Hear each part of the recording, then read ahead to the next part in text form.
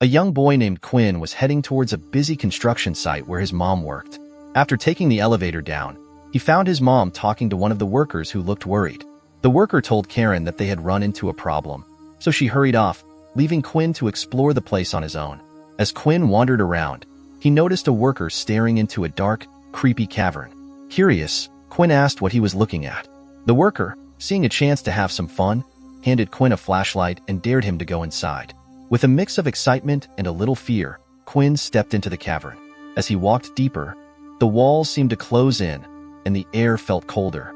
He couldn't resist touching one of the walls, but as soon as he did, something strange happened. A mysterious creature, hidden in the darkness, woke up. It spat some kind of slime-like liquid onto Quinn's face, making his eyes burn and turn red. Terrified, Quinn rushed out of the cavern as fast as he could. He raced into his mother's arms, and she quickly splashed water on his eyes to help him. But before they could catch their breath, a deep rumbling noise echoed through the site, catching the attention of one of the workers. Suddenly, the cavern exploded into flames. Karen, panicking, grabbed Quinn and rushed to the elevator, slamming the button to get them out of there. Through the fire, a gigantic dragon emerged, its scales glistening in the heat. It was huge and terrifying. Its eyes locked onto Quinn and his mother. The dragon roared and launched itself toward the surface, leaving them in complete shock. Quinn, trembling with fear, turned to check on his mom, only to find that she was gone. Fast forward to the year 2020, the world has changed completely. Dragons now rule the planet, having multiplied rapidly and destroyed almost everything in their path. Ancient writings had depicted that they had even wiped out the dinosaurs long time ago and went into hibernation when there was nothing left to eat. But now, they were back, and humans were their prey. People tried using nuclear weapons to stop them, but it only made things worse. For every dragon that died, hundreds more took its place. Cities burned, and the few humans who survived hid underground, terrified of the open skies where dragons hunted. We see Quinn as an adult, working in a mine in some part of England. Life is tough, and survival is even hard. One day, a man rushes up to Quinn, telling him that Eddie, a fellow survivor, has gone psycho. Quinn storms outside to confront Eddie, who is planning to take his kids and a few others to leave the community, taking with them the crops which are still unripe. Quinn knows this would be a disaster for everyone, so he grabs the truck keys from Eddie, stopping him in his tracks. But Eddie is desperate and doesn't believe they'll survive until the next season. Quinn's friend, Creed, warns him that Eddie won't give up easily and that they should keep an eye on him. Later that night, back in their makeshift home inside the remains of an old castle, Quinn and Creed entertain the kids with a skit. They end the night with a solemn prayer about precautions for when the dragons appear in the sky. Later that night, Eddie quietly approaches his kids while they're in bed. He's made up his mind. Gathering a few other men, they sneak out of the shelter, determined to harvest the crops from the plantation before it's too late. As they reach the fields, the men on the watchtower spot Eddie and his crew through a telescope. They're stealing the community's precious crops. Quickly, the lookout sends an emergency signal back to the shelter, alerting Quinn. Meanwhile, Eddie and his group are busy plundering the crops when they hear a strange noise in the distance. Everyone falls silent, straining to listen. Suddenly, they see something terrifying. A dragon swooping down from the sky. The creature sets the plantation ablaze with its fiery breath, and one of Eddie's men is caught in the attack. Eddie yells for everyone to take cover behind the nearby vegetation, but the flames quickly surround them, trapping them in a circle of fire. Just when things seem hopeless, a man in a protective suit, a real-life knight in armor, emerges from the flames to rescue them. But the dragon isn't done. It cuts them off again, unleashing a devastating range of fire that engulfs the vehicle in front of them. Quinn, along with Eddie and the rest of the crew, has no choice but to reverse and drive off in the opposite direction as fast as they can. Back at the shelter, Quinn and Creed sit down to talk. Quinn feels sorry for Eddie, who just lost his son to the dragon's hunger. However, Creed thinks Eddie got what he deserved. Despite this, Quinn can't help but wonder if Eddie had been right all along. The next day, the lookout spots two heavily armored vehicles approaching the shelter.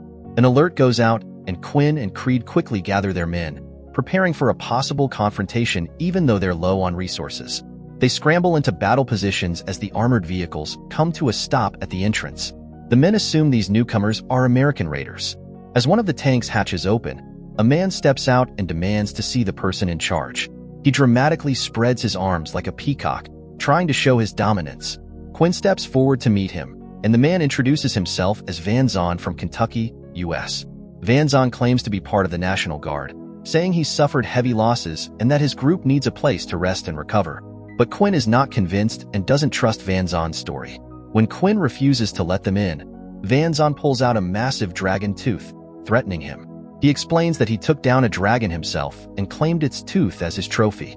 After hearing Van Zon's story, Quinn reluctantly agrees to let them into the shelter but warns them to behave. As the Americans enter the old castle that serves as their shelter, a helicopter suddenly arrives.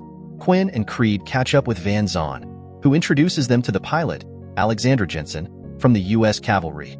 Quinn asks about the tough-looking soldiers standing behind her, and she explains that they're called the Archangels, soldiers who act as human bait when hunting dragons. After the Americans leave, Quinn tells Creed to keep a close eye on them and not to let their guard down. Back at the watchtower, a dragon is spotted in the distance. The alarm blares, and both the Americans and Quinn's group prepare for battle. The Americans, however, remain calm and set off on their mission, with Quinn watching them closely. As the Archangels coordinate their attack, the dragon suddenly appears behind them. Their helicopter speeds up, trying to shake off the pursuer.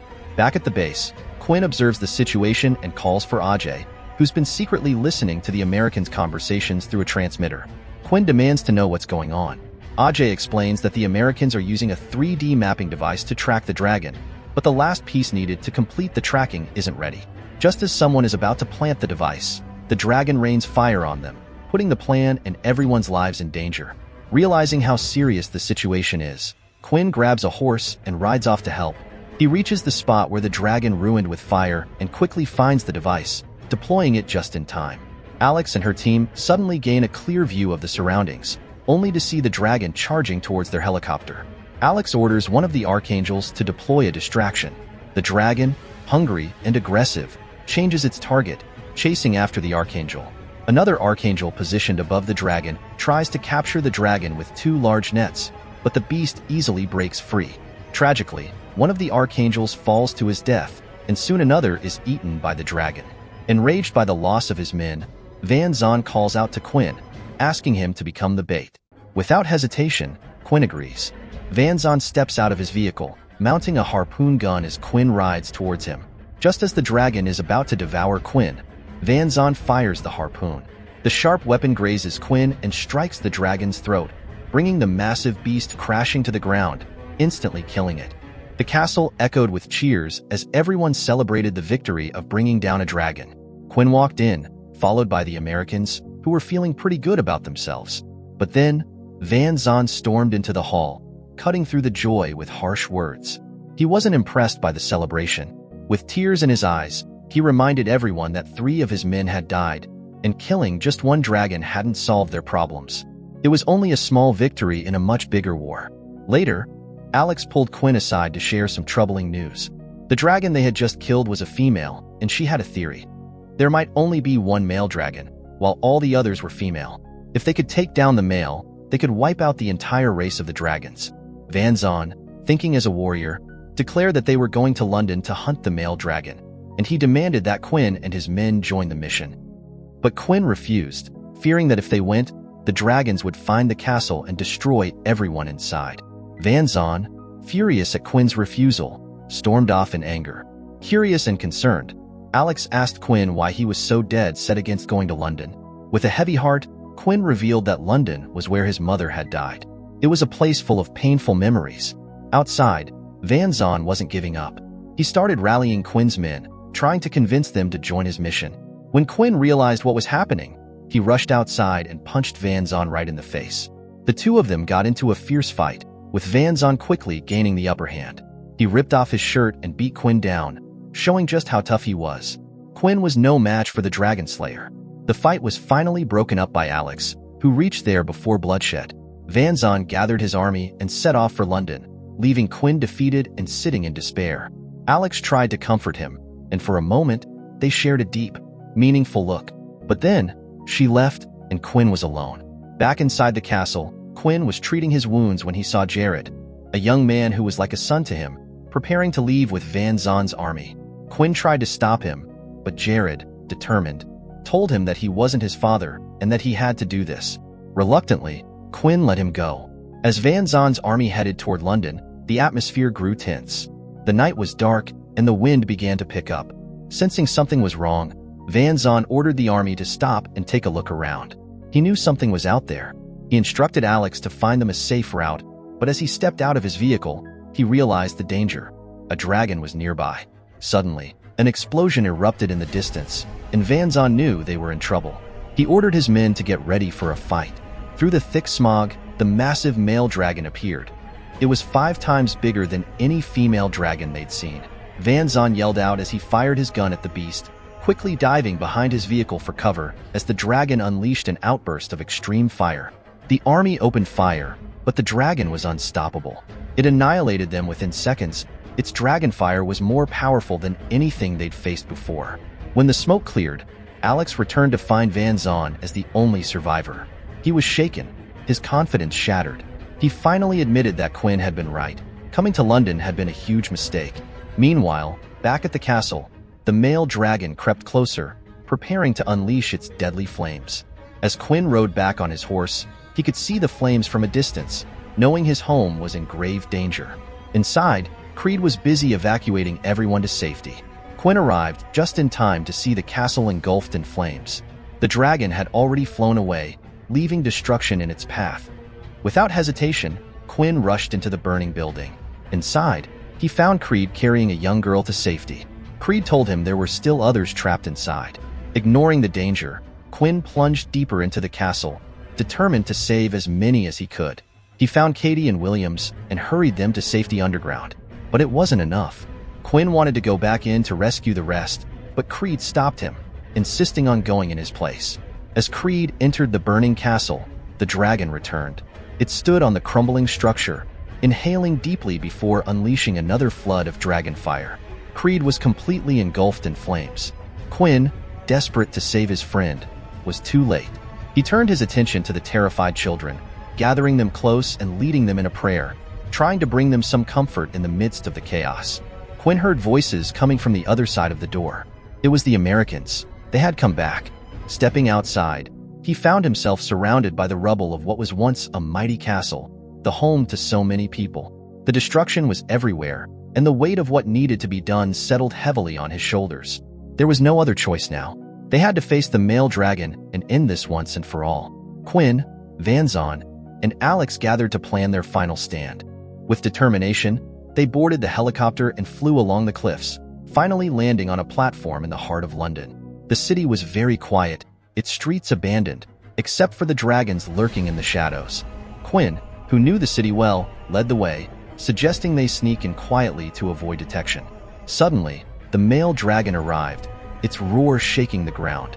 It was enormous, and with a terrifying display of power, it devoured the smaller female dragons around it. The sight was horrifying. The male had turned cannibal, desperate for food in a world nearly depleted of life. The remaining smaller dragons fled in fear, leaving the male alone. With the smaller dragons gone, it's just the 3 of them against the male dragon. Van Zon asks Quinn to lead the way, and they head into the tunnels, making their way to an old construction site.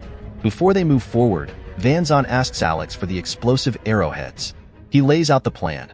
They'll shoot the dragon with a crossbow right before it breathes fire, aiming for its exposed chest.